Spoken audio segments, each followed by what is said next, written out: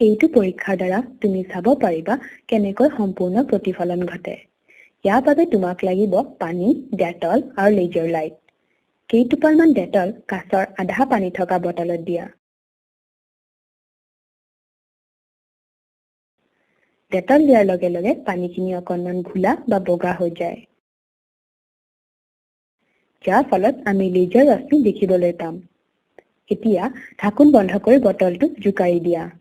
তাৰ পিছত লেজাৰ লাইটটো পানীত টোৱাই মাৰা। দেখিবা ৰশ্মিবোৰ এটা সৰল ৰেখাত গতি কৰে।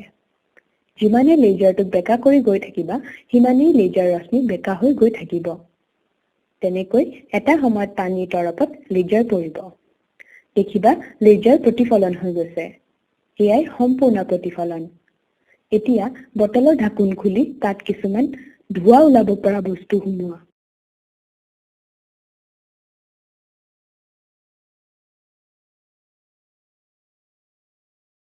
আৰু ঢাকোন বন্ধ কৰি দিয়া। ওপৰৰ পৰা লেজাৰ দিলে দেখিবা পোহৰ ৰশ্মি বায়ুৰ মাজেৰে পাৰ হৈ গৈছে। বায়ুৰ পৰা পানীলৈ দেখিবা মাধ্যমৰ ঘনত্ব বেছি হলে ই লম্বৰ কাষ চাপিব।